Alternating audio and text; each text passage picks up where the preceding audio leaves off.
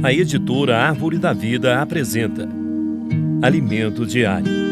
Série A Palavra da Vida, a Comunhão da Vida e Pedras Vivas para a Edificação.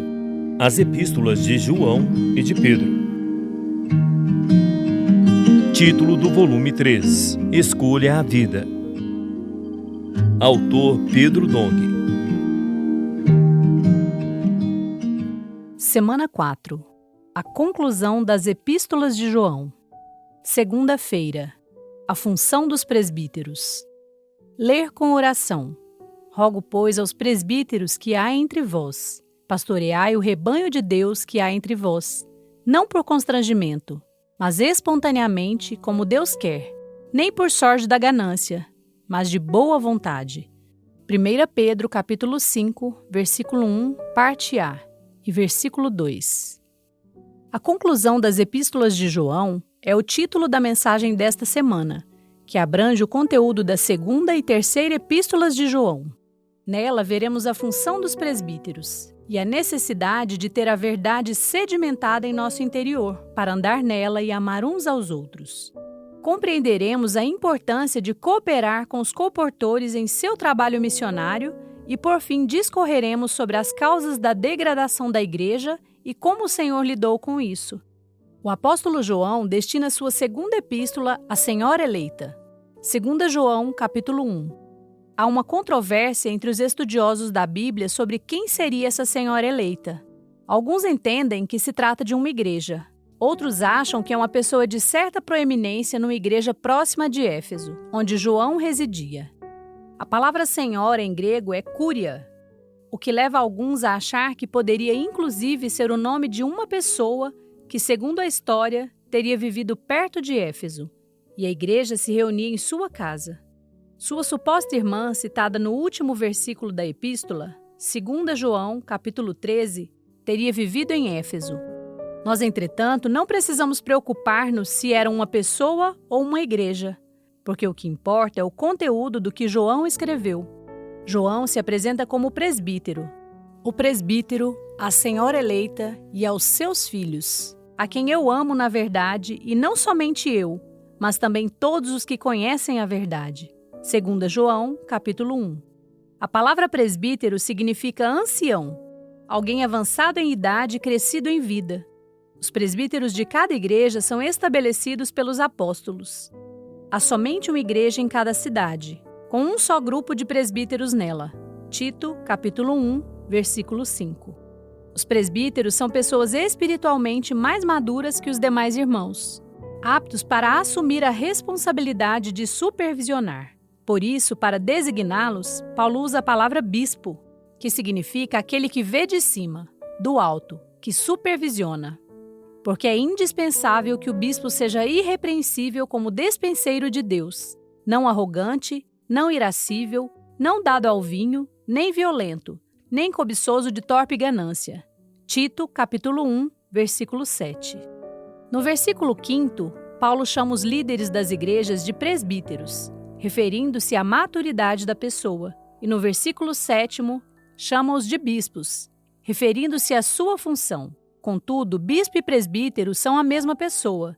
Como vemos em sua segunda epístola, João, além de apóstolo, também era presbítero em Éfeso, cuidando da igreja como um bispo, um supervisor espiritual. De acordo com o que o apóstolo Paulo registrou em sua epístola a Tito, o presbítero deve ter um padrão humano elevado. Tito, capítulo 1, versículos 6 a 8. E o ponto mais relevante é que ele seja apegado à palavra fiel, que é segundo a doutrina, de modo que tenha poder tanto para exortar pelo reto ensino, como para convencer os que o contradizem. Versículo 9. Também em sua primeira epístola a Timóteo, Paulo registrou sobre o presbiterato. Fiel é a palavra. Se alguém aspira ao episcopado, excelente obra almeja. 1 Timóteo, capítulo 3, versículo 1. Aqui não é uma questão de ambição, mas de aspiração, de se ter o desejo de cuidar da igreja. Nos versículos seguintes, Paulo apresenta as qualificações de um presbítero. É necessário, portanto, que o bispo seja irrepreensível, esposo de uma só mulher, temperante, sóbrio, modesto, hospitaleiro, apto para ensinar, não dado ao vinho, não violento, porém cordato, inimigo de contendas, não avarento, e que governe bem a própria casa, criando os filhos sob disciplina, com todo respeito, pois se alguém não sabe governar a própria casa, como cuidará da igreja de Deus? Não seja neófito para não suceder que se ensoberbeça e incorra na condenação do diabo. Pelo contrário, é necessário que ele tenha bom testemunho dos de fora, a fim de não cair no opróbrio e no laço do diabo. Versículos 2 a 7. Os presbíteros recebem instruções dos apóstolos e as executam na igreja em sua cidade. Alguns têm um conceito errado, dizendo que depois de ser constituídos pelos apóstolos, os presbíteros têm autonomia total para gerir a igreja, e os apóstolos não têm mais qualquer relação com as igrejas. Não é assim. Se olharmos para o modelo do Novo Testamento, principalmente nas cartas de Paulo, veremos que os presbíteros se sujeitam à direção e instrução dos apóstolos, principalmente à palavra.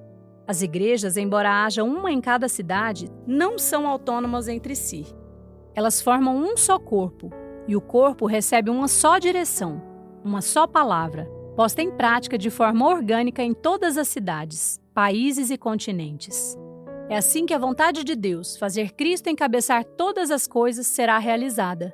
Efésios capítulo 1, versículos 9 a 10.